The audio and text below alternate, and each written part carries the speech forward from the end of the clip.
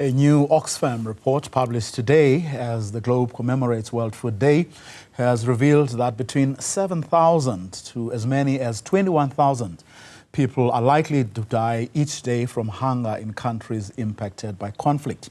In South Africa, an estimated 16.7 million tons of food is wasted, and experts say 40 million people could be fed from that quantity.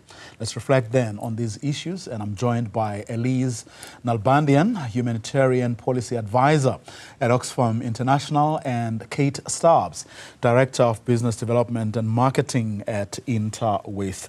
A very good afternoon to both of you. Thank you very much for your time. I'm going to start with you, Elise. I mean, if I may, the numbers are quite staggering. Between 77,000 to as many as 21,000 people likely to die each day from hunger in countries impacted by conflict. That's quite scary. Yes, it is staggering. Of course, the study looked at 54 countries, and these 54 countries which have ongoing conflicts or have just come out of conflict or have long-term effects from conflicts are where hunger is concentrated.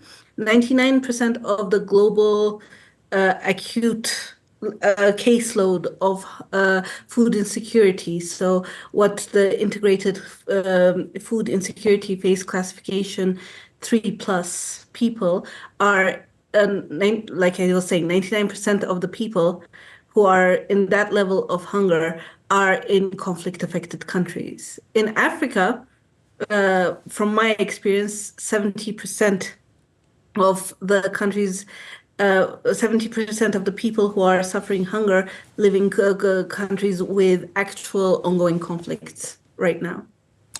Of course, Kate, I mean, South Africa is not a country in conflict, and nor is it a poor country, but the country has not been spared. No, not at all. I mean, over 30% of the food we produce is wasted, yet we have millions of people going to bed hungry every night or are food insecure. And sadly, you know, at least half of those people going to bed hungry and starving each night are children. So not only does that have a direct impact on their livelihoods, but longer term an economic impact for us, because we know children who are undernourished and not well fed have developmental issues in the longer term. So it has, you know, their environmental, economic and social impacts from the food we are wasting. And yet we actually as a country produce enough food to feed the entire country, but we have so many people starving. How do we avoid this, Kate? I mean, how do we avoid wasting food? You know, food waste, or our whole food system, it needs to be targeted in a multifaceted approach. There's food waste that happens right at the production stage, a large amount in production and manufacturing, but also in our own households. So it starts with awareness and education, but it starts to access to market. There's different technologies you can look at. Of course, a lot of our food is also impacted, or food production, by climate change. We're seeing that effect. And actually, just ironically, the global food system, as much as it's set up to feed us, is the greatest cause of environmental degradation. So we have to look at shifting our mindset and the ways in which we produce food across the board. But there are little things that start in all of our own homes, and awareness about not wasting food, and being much more mindful about how we manage our food loss throughout the value chain. I mean, Elise, if conflict is only one of the main causes, what are the other causes, especially, of course, in areas that don't have the kind of violence we're seeing and wars we're seeing in places like Sudan?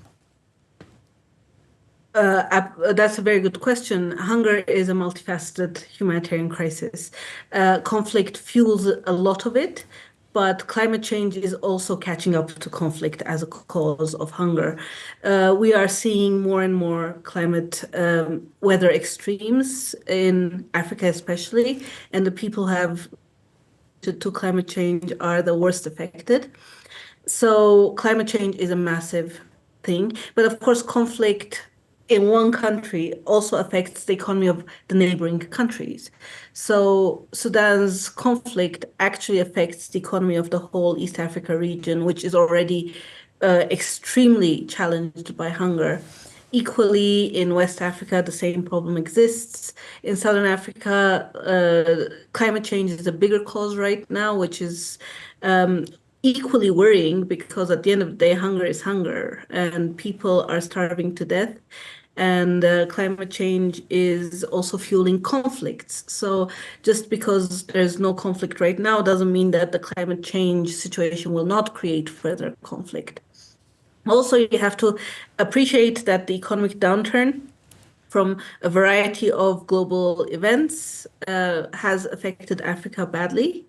And a lot of the food prices in Africa right now are at all-time 5-year highs, wherever you look. And this is, again, fueled by climate change and conflict. So it's a whole vicious cycle of why hunger has become so extremely problematic. But are those, Elise, are those people who are or who have been entrusted with this responsibility of running these countries, people who live in these regions where conflict and climate change are the biggest contributors, alive to this reality and perhaps more importantly, doing anything about it? I mean, it's hard to say. Each country is quite different, but as the first speaker was talking about, he was mentioning the African countries and their malleable commitments around the agricultural spending. We have information, not in this report, but in previous Oxfam reports, that, of course, the spending is not where it needs to be. So I can say that we're not fulfilling our commitments. Also, inequality is a huge problem, and governments have to be a little bit more proactive about how to deal with inequality and the injustices that spark further conflict and social unrest. So I'm not going to say any one government is not aware of what's going on. It's just, I guess, limited resources mean that there's only so much they can do, and addressing the actual systemic issues around food production is key. It is urgent, but it's not happening to the level we need to see. Is there any evidence that locally here in South Africa, Kate, that people are alive to this reality and are in fact making an effort at the very least to deal with the problem of waste that you say we have?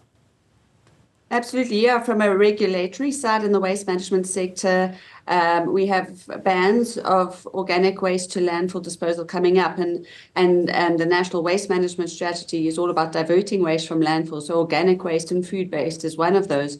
And when you start banning waste from landfill, it forces both industry food producers but also waste management companies to look at other ways to repurpose that food. They're also, we are looking at composting, animal feed. You want to really start by reducing that waste or minimizing it, but then looking how you can reuse it. Last week, I attended Danone had an impact summit that they're doing a lot in terms of getting all their stakeholders together to manage their impact or lessen the impact on the environment. And they work with a company called Food Forward, who works together with retailers to donate food. So just before it reaches its expiry date, to donate that food, to distribute it to charities. So there's a lot already taking place, but not enough. There's some scary statistics. We waste globally 1.5 billion meals per day in households. 1.5 billion meals per day are wasted. So, in our own homes alone, if you don't like your leftovers, there's always someone you can package it for someone else or freeze them. And there's just so much more we can do in terms of managing our food waste and rather looking at reusing, distributing it before just throwing it in your dustbin.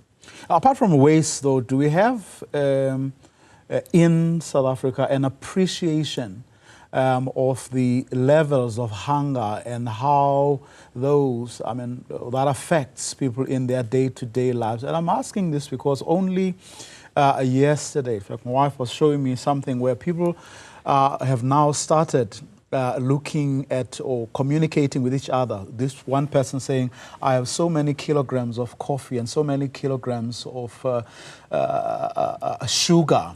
Is there someone out there who can help me with so many kilograms of soup or meal or something like that? And it was a first for me.